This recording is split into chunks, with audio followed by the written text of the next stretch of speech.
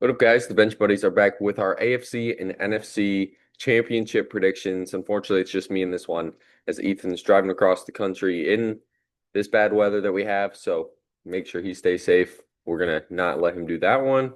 So we're gonna jump into our divisional picks here. Ethan went 3-1 last week. The only loss was that Buffalo game that we both had. Both hit on Seattle, both hit on the Rams, beating the Bears in one of the best games of the year.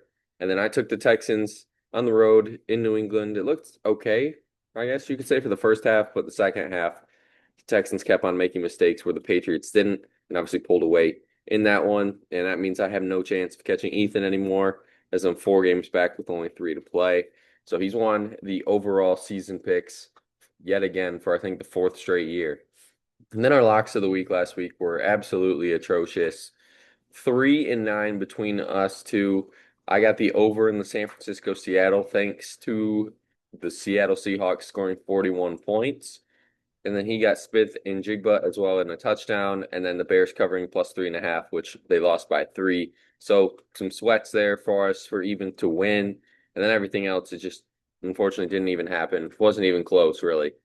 Then our first game that we have for you is the AFC Championship. It's the Patriots and the Broncos. Feels like the early 2010s here with Tom Brady versus Peyton Manning, but it's a different quarterback matchup. It could have been Drake May versus Bo Nix, but we know Bo Nix got hurt in those last few plays to get here against the Bills, and that's why I'm going with the Patriots here. The Patriots beat the Chargers 16-3 in the wild card round, 28-16 against the Texans to end up here as the 2 seed.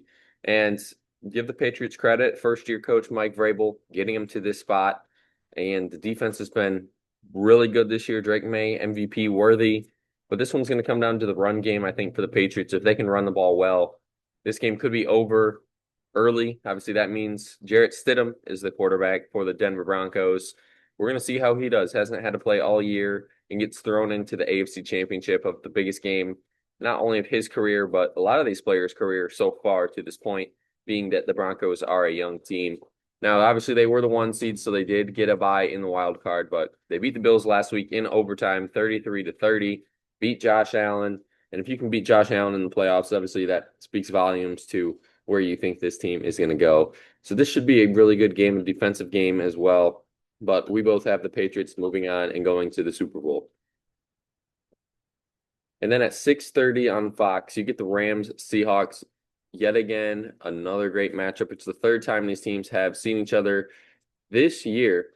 Most recently was December 18th, where same situation. Rams go to Seattle on Thursday Night Football and lose in overtime 38-37. Seahawks pull that one out. And they pulled that one out with a 2-point conversion in overtime. They went for it and got it.